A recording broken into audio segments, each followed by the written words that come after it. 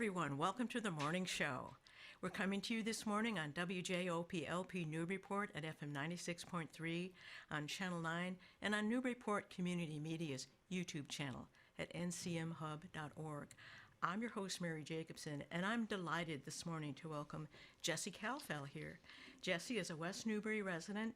He's an author and a screenwriter, and he's also the son of Nadja Hammerman, also known as Juana Merino Kalfel, his mother, and an extraordinary documentary film about her escape from Nazi-occupied Europe will be shown in recognition of International Holocaust Remembrance Day on next Thursday, January 26th at 6:30 p.m.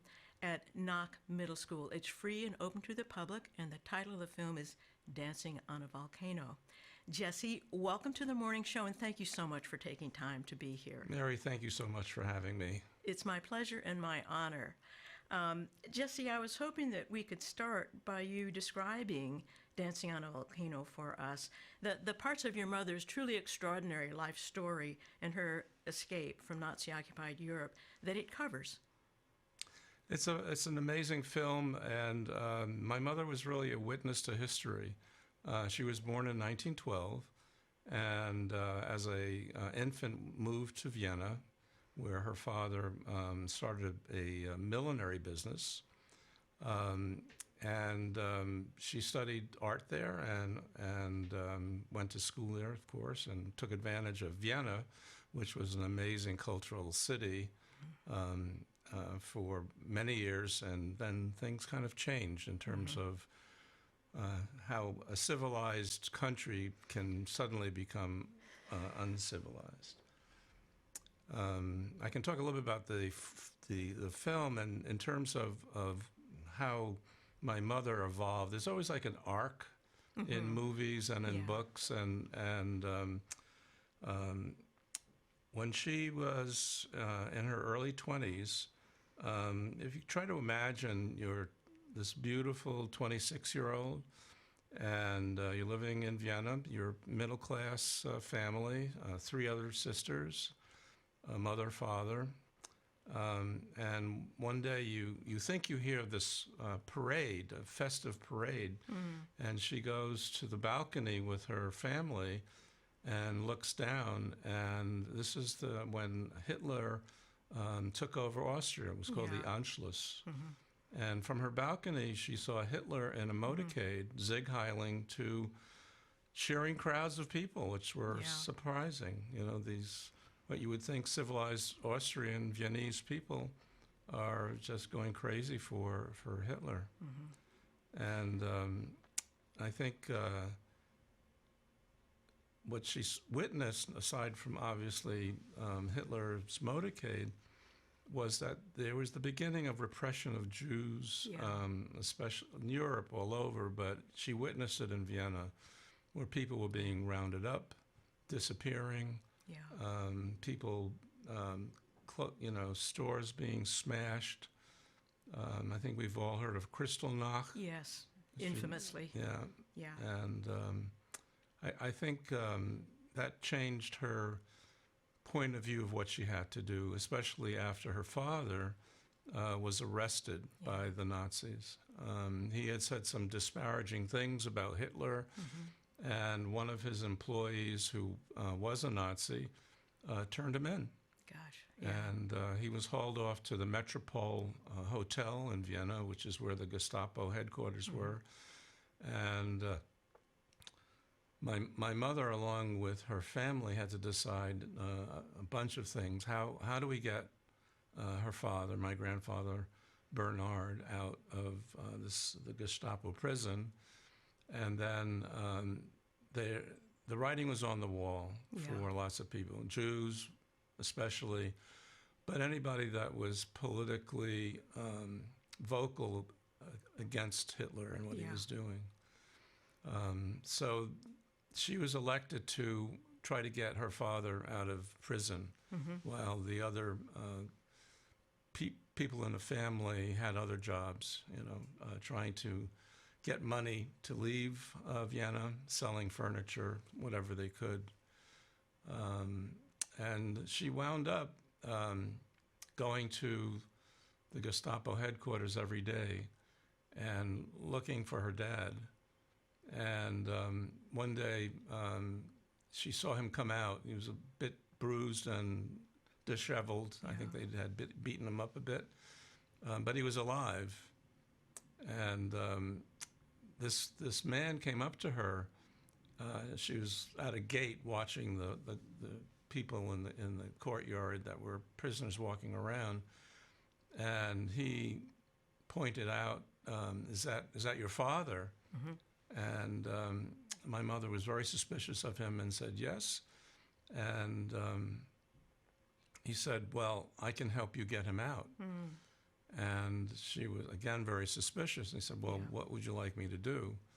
And she said, "I want you to talk to some people that don't know what's going on in Vienna, Austria, and what Hitler is doing." Mm.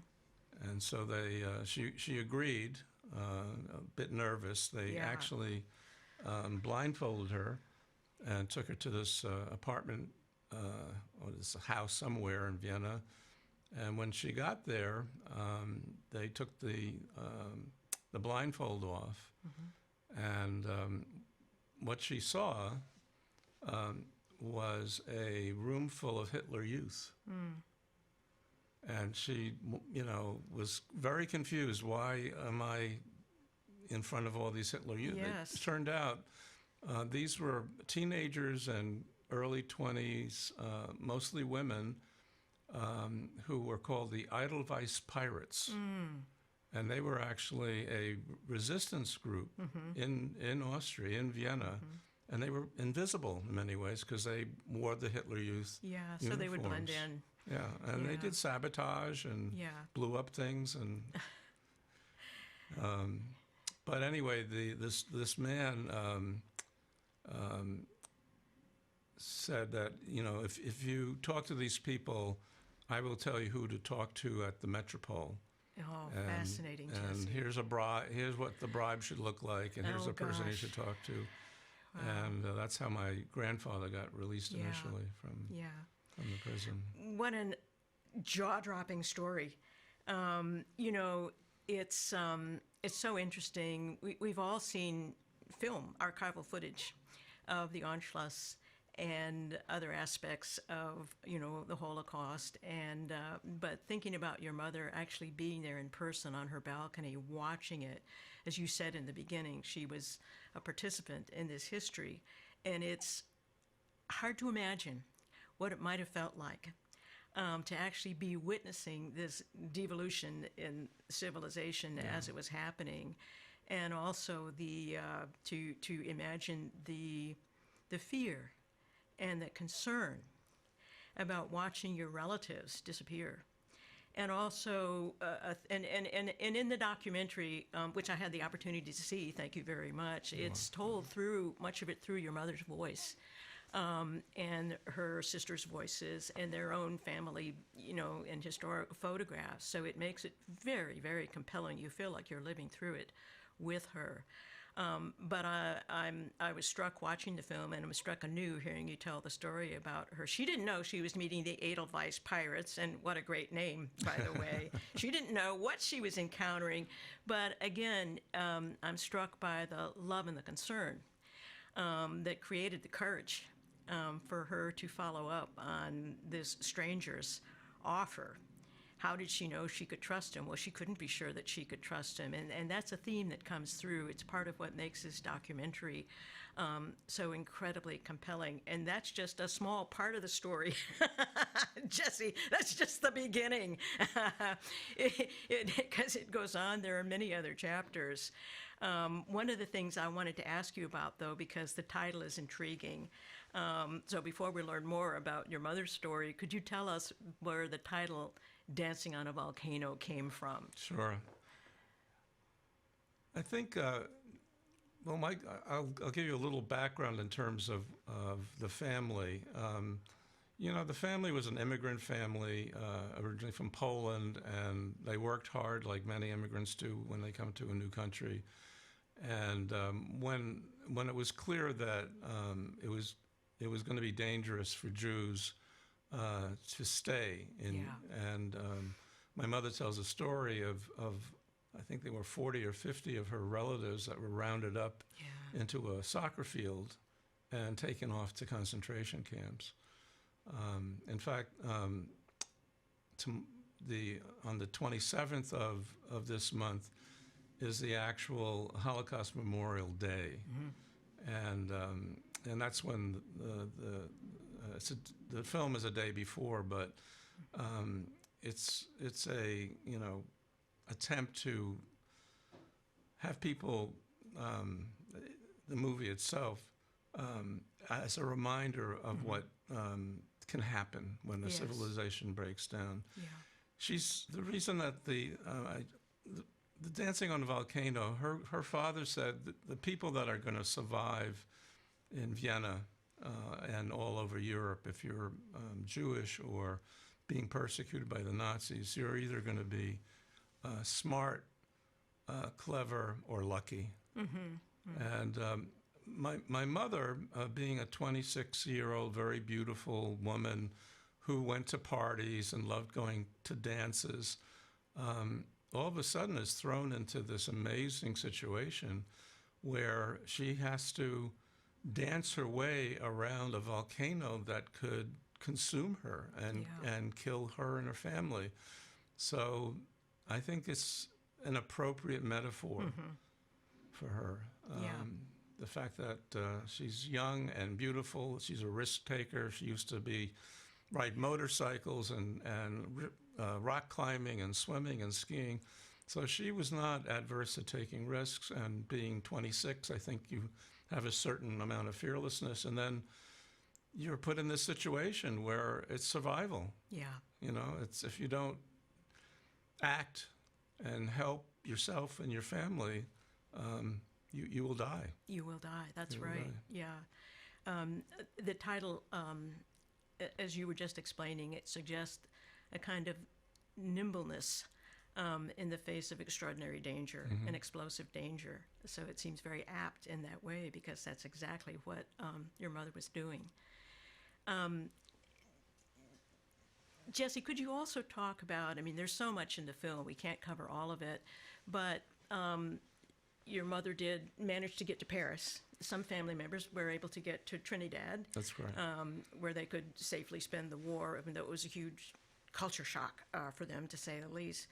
But I was hoping you could tell us about your mother's life in Paris, where she was an incredibly talented artist and a fashion illustrator. That's right. And if you could tell us about how she managed to remain safe through her connection with the Chilean diplomat, and just kind of sketch in for us what the movie fills in about how she was part of the French resistance and the people that she helped, and how she and Merino helped them, and then ultimately, how she decided that it was just too dangerous for her to stay, and how she wound up in New York. Sure.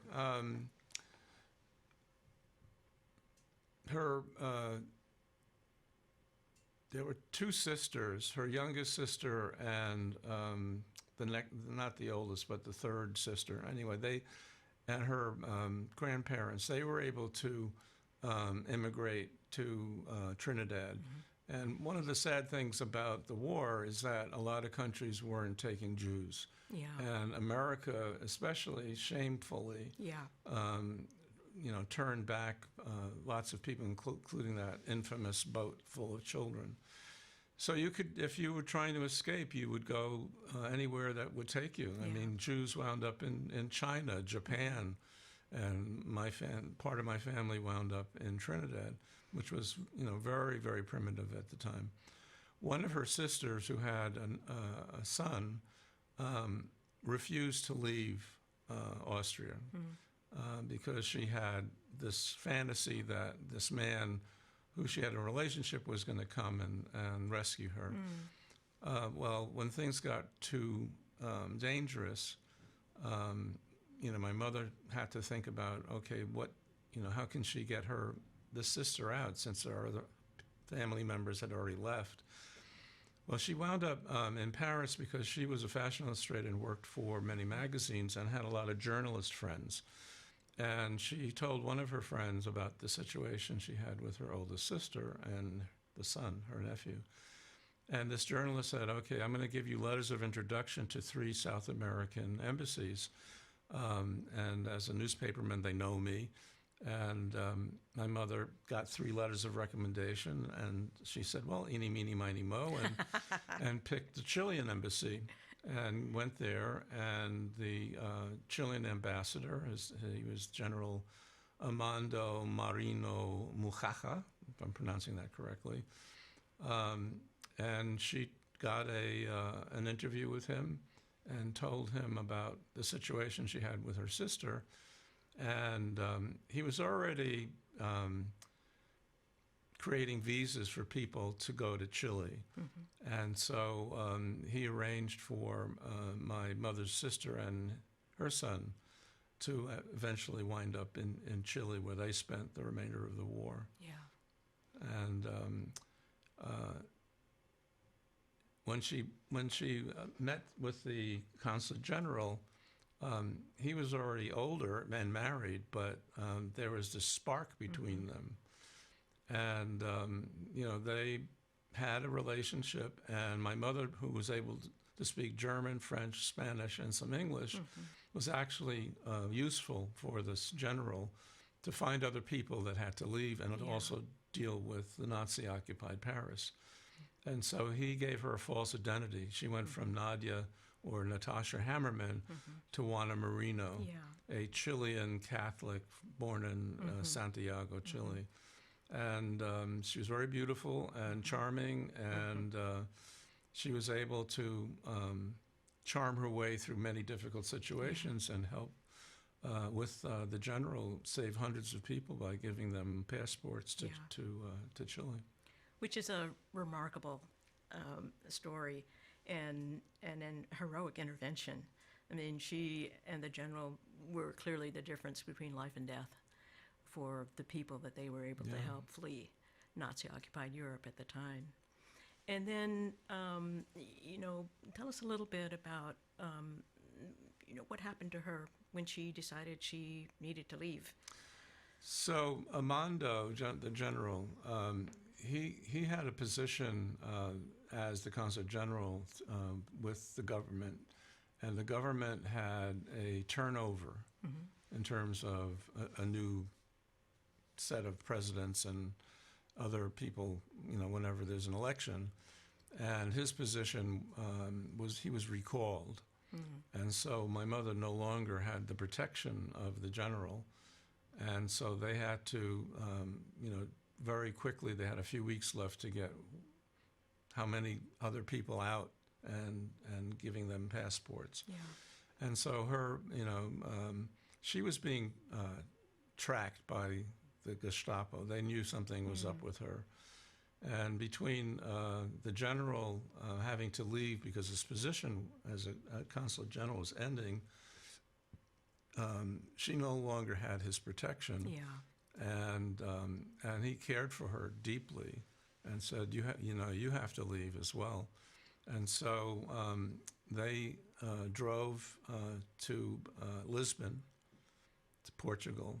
And there was a ship there that was bound for New York City. And the general accompanied her to New York City. And they spent 3 days together. And I think they both realized that they would never see each other again. Yeah. And so she had to start a new life in New York City with very little money, but she had this great talent as a fashion illustrator, and she became very successful. She worked for the New York Times for 5 years as their senior fashion illustrator. They had a Sunday fashion section back in the day. And then she was hired by cosmetic companies like Revlon and Clairol to do cosmetic ads. And then eventually she was doing hairstyle illustrations. And one story that I like to share is that there was a big hairstyle convention in New York City. And there was a very famous Parisian hairstylist named Antoine. Antoine de Paris. And he got in touch with my mother and said, look, Nadia or Juana, I need a hairstyle because I need to demonstrate a new style. And that's what they did at these conventions. And so they were at a bar at a hotel, probably the Waldorf, I would imagine, in New York City. And she started sketching out ideas. And there was one idea that Antoine loved. And that was his signature hairstyle that he was going to demonstrate, and that turned out to be the beehive. Yes. Another remarkable chapter in an absolutely remarkable life. But I'm old enough to remember the beehive hairdo Right. and how popular it was. If you watch the old James Bond movies, the early ones, yes. all of the girls are wearing... It was an era, Right. Jesse. Yeah. Well, Jesse, I'm curious to find out now what role did you have in this film? Was originally made, I think, in 2010. Yes. And what role did you have in the making of the film, and what made you want your mother's story to be shared? Well, it's funny how the world works in mysterious ways. Not I'm saying the world indeed. rather than God, but so my cousin, who was my mother's nephew, had one of my mother's fashion illustrations, and he brought it in rather to this man Gary Mertz, who had a frame shop but also a gallery, and he said, well, who made this illustration? It's wonderful. And my cousin Pat said, well, that's my aunt. And he said, I've got to meet her. So they did these road trips up to her apartment. And she was living in New York City, the same apartment from 1947 or so until she died in 2017 at 105. And she was a smoker. But I'm not advising anybody to start smoking.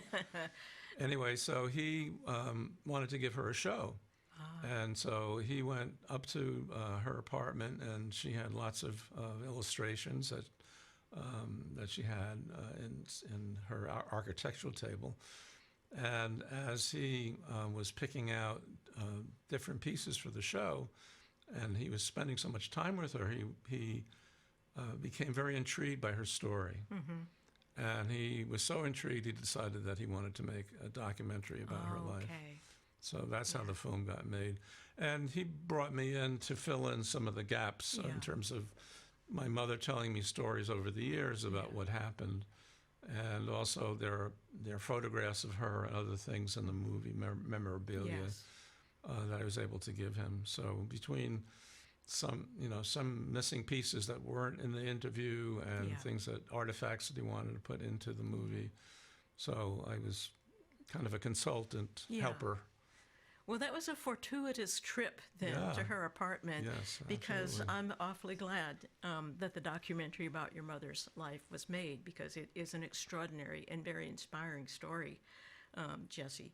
I'm curious to find out, did you know your mother's story about your family's life in Vienna, your mother's work with the resistance, and how she escaped when you were growing up? Did you find out as an adult? And what impact did it have on you to learn these things? That's a great question.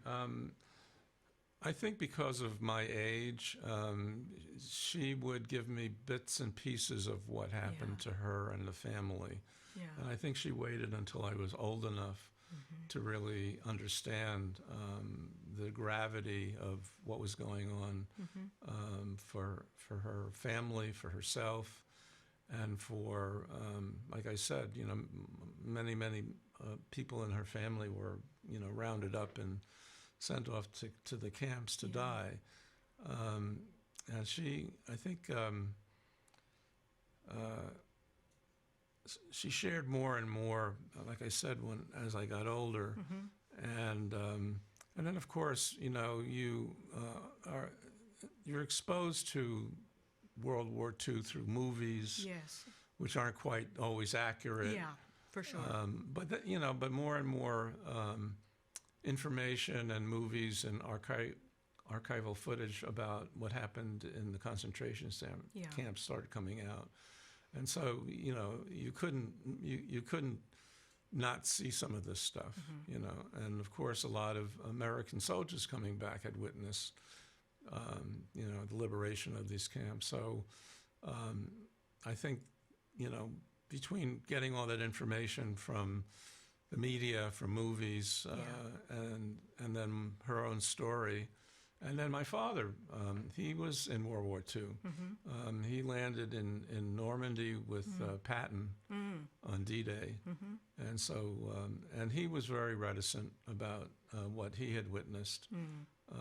And he wasn't as forthcoming in terms of what he did in the war. But I think the fact that they both were survivors of a sense and participants in World War II, that created a strong bond that probably helped them get married, or be attracted to each other with this shared experience.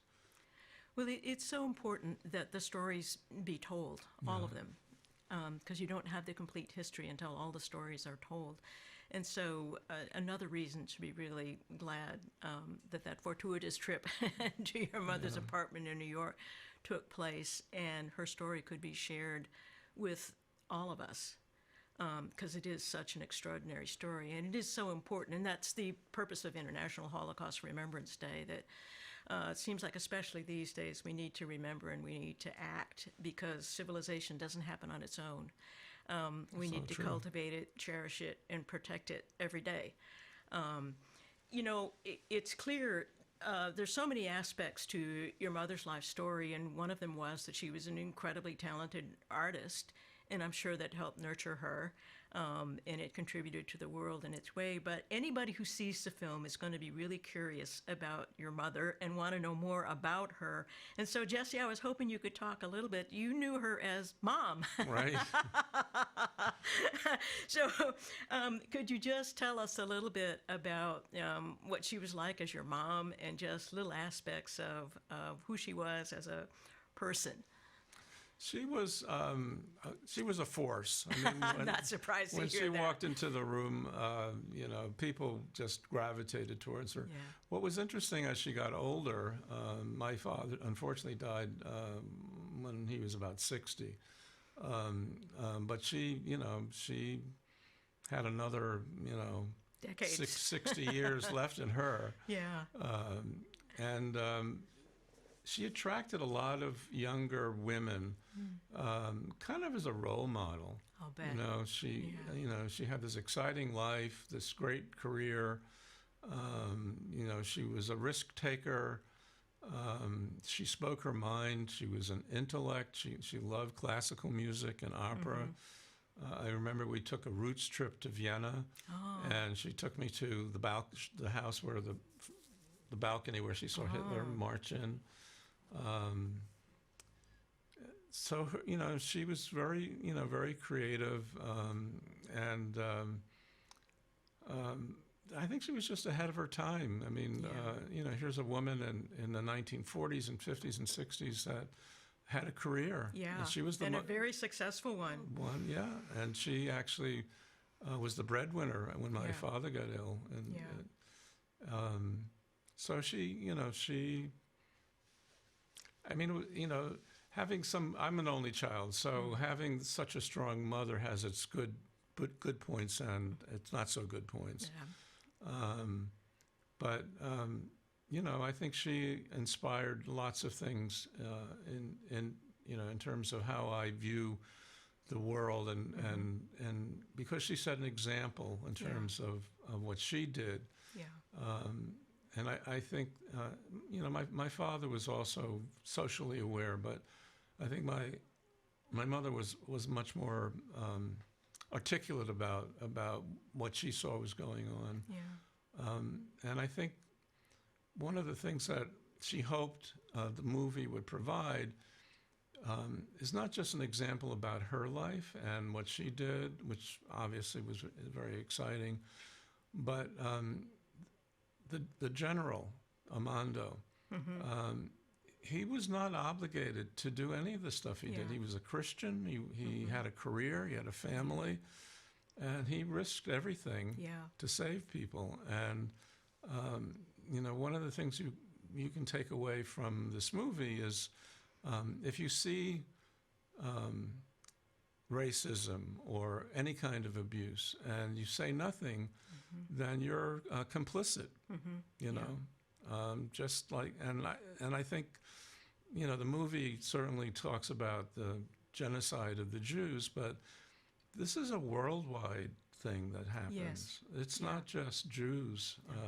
You know, the Armenians went through their own genocide, the Native Americans, African Americans, you know, even today all around the world, you know, it's this sense of, if you're the other, you know, you're bad. You're dangerous. You're dangerous. And we need to take action. And so we need to remember that we all were the other at some point.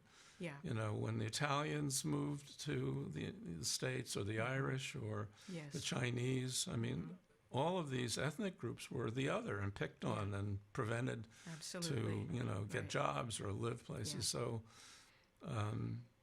you know, I think we have to appeal to our better angels. Yeah. And that's what makes your mother's story and Armando Merino's story timeless. Timeless and always relevant to what's happening on the planet at any given time.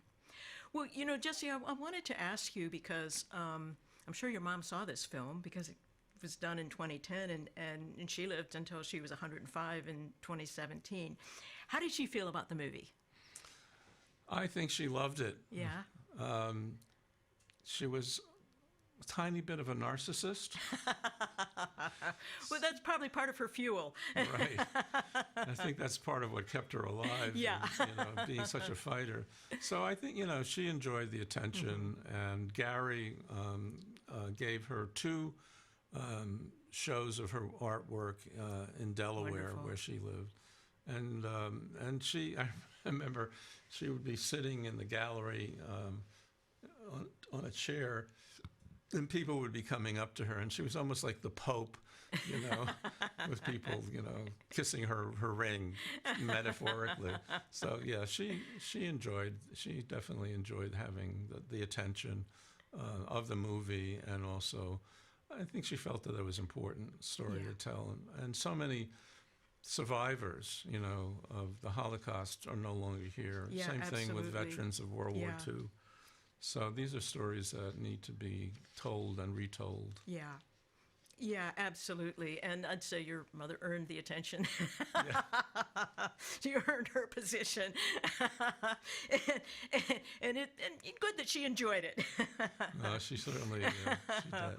Well, Jesse, you've talked about this a little bit already, but what do you hope people will take away from the film? And also, what do you hear from people who have seen the movie about the impact that it had on them? Well, like I said before, I think, you know, this is a lesson of what, you know, can happen to a society when a sense of morality and ethics get thrown to the wayside. You know, where, you know, people don't see other people as people. Yeah. And I think, you know, what the film and what I think she hoped for, and what I hope for, is that people see this as an object lesson of some sort. You know,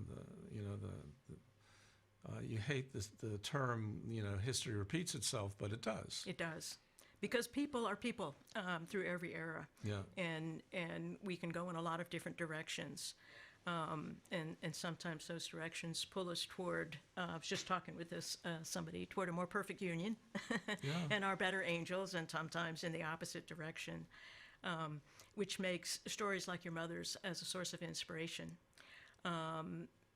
so important, so vital, really. I hope everybody will go see this movie. Everyone will be glad that they did. I think they will take away a lot from the movie. And I mean, people who have seen the movie, it's been shown a few times in the area, and they come back and want to see it a second time or a third time. Yeah. Because you always see something you haven't, you know, seen before. Yeah. And it's a very intimate movie, in the sense that she's being interviewed. The camera is on her for, you know, in the entire interview, along with her youngest sister, Helen. I think she would be very happy that people continue to enjoy this movie and get something out of it. Yeah. Well, you know, her voice is the strength of the film throughout. The strength and the huge appeal, because she is a very charismatic individual, clearly, with an extraordinary story to tell. And at the end of the film, which is very moving, she speaks about believing that there is a meaning in life after what she's been through, that your mother can say this, and that we're here, each of us, for a purpose, and that her survival was a miracle, which makes you a miracle too, Jesse, and that she hopes people watching the film will consult their inner voices, is the way that she puts it, in order to understand their purpose, and which is a powerful way to end the film. And I wonder, Jesse, did she pass that belief along to you? I think she did, by her example. I mean, she said what happened to her was a miracle. I beg to differ. I don't think it was a miracle. I think it was her. It was her inner strength. The kind of person that she was. Yeah. That that motivated her to do what she did. Yeah. I think she was very spiritual, and maybe she thought that this some other source of energy or universe or whatever helped guide her this way. So I'm willing to have her share that, along with the fact that it was really her strength and belief system and moral compass that that drove her to do what she did when she was in Europe fighting for her family's life and her life. And I think that she passed that along to me in terms of what's right and wrong in the world. And and I became socially involved. I'm a child of the 60s and 70s, and I went through the Vietnam War. And I actually, when I was 14, went on the march to Washington and heard Dr. King's speech. Oh, really? Yeah. Wow. So, you were part of history too. Yeah. So I mean, that sense of being passed along to me to motivate me to participate and not be a bystander. Yeah. Well, it's interesting that you mention Martin Luther King, because of course we just had on Monday the holiday. That's right. And as I was listening to something, I don't know if it was radio or TV, but they were included a quotation from Martin Luther King that made me think of your mom. So I wanted to share that with you. Sure, that's great. I won't get it exactly right, but the sentiment was that Martin Luther King said that the darkness enables us to see the stars. And I thought about your mom, because she was a luminous being. Yeah. So anyway, Jesse, I can't thank you enough for coming on the show to share your stories about your mom, and also to tell us more about the film, which, just as a reminder for everybody, Dancing on a Volcano will be showing Thursday, January 26th at 6:30 p.m. at Knock Middle School Auditorium. It's co-sponsored by the Newburyport Human Rights Commission and Congregation of Havas Ahim. It is free and open to all. Don't miss it. You're going to want to meet this remarkable woman we've been talking about. Jesse, thank you so much. It's been just a joy and an honor and a privilege to talk with you. And thank you so much for telling the people out there in Radio Land about the movie, and I encourage them to come and see it. And I will do a talk back if people are interested. Yes, that's movie. right. There will be a question and answer. I'm glad you answered that, because I'm sure there'll be things people will want to talk to you about. Well, that's it for today, everybody. Thanks for watching the morning show. Please join us again next Thursday at 9 for the next issue of the morning show. Till then, farewell and be well.